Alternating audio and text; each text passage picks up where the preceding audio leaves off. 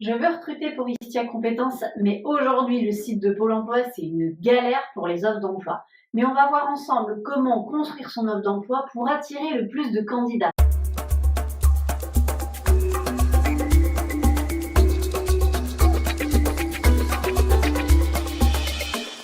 Bonjour à tous, le recrutement en ce moment, c'est pas une mince affaire. Alors déjà parce qu'on a un taux de chômage au plus bas, ce qui est plutôt une bonne nouvelle, mais aussi parce que bien souvent, nos offres d'emploi, elles sont standardisées.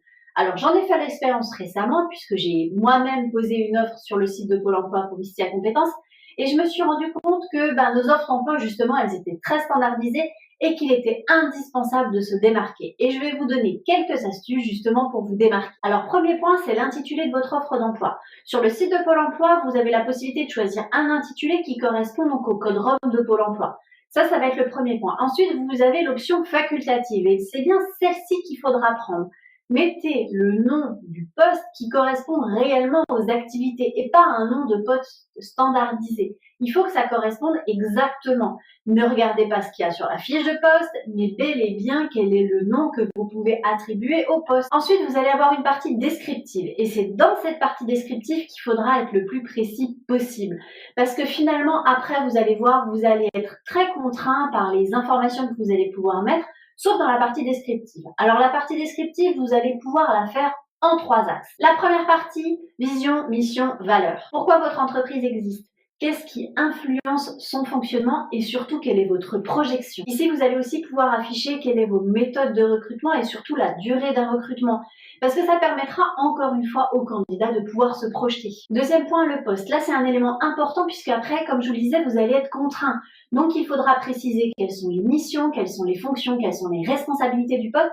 Vous allez pouvoir aussi ajouter quelles sont les compétences douces et surtout quels sont les moyens que vous allez mettre en œuvre pour que le candidat atteigne les objectifs de ce poste.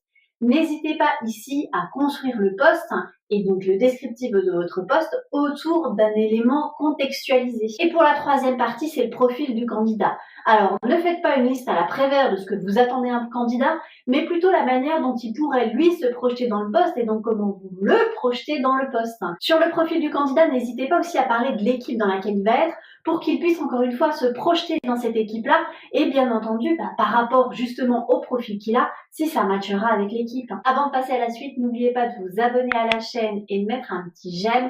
Ça permet de motiver à continuer à vous faire des vidéos. Et pour la suite, on parle compétences. Alors sur la partie compétences, vous allez être restreint comme je vous le disais tout à l'heure. C'est en fonction du métier que vous avez complété précédemment et donc de la fiche ROM associée. En fonction, vous allez avoir certaines compétences qui vont vous être données. Là, il s'agira d'identifier les compétences métiers et les compétences donc qui sont indispensables. Vous avez une case à cocher. Vous allez pouvoir ajouter des compétences. C'est le moment de les ajouter. N'oubliez pas, on ajoute des compétences en précisant des verbes d'action. Si vous avez un doute, je vous envoie sur la vidéo référentiel de compétences. Je vous mettrai le lien en barre de description. Sur la partie compétences techniques, donc n'hésitez pas à être le plus précis possible parce que vous avez justement la marge pour pouvoir l'être. Si on passe aux compétences douces que vous retrouverez juste après, là, pas de marge de manœuvre, d'où l'intérêt de préciser les compétences douces dans votre descriptif parce que là, vous allez être restreint à 3 compétences douces et 3 compétences douces qui sont plutôt rattachées à ce métier. Donc encore une fois, faites bien attention, si vous avez des compétences douces que vous privilégiez dans votre organisation, il faudra marquer dans le descriptif. Ensuite, vous allez avoir une partie expérience et diplôme attendu, d'où le fait que vous ne soyez pas obligé de le marquer dans la partie profil du candidat, dans la partie descriptive. Là, vous allez pouvoir mettre si vous acceptez des débutants, plutôt des confirmés, et quel est le niveau de diplôme que vous exigez. Donc pour construire votre offre d'emploi et surtout attirer des candidats, soyez précis, racontez l'histoire de votre entreprise et l'histoire du poste dans lequel le candidat pourra se projeter.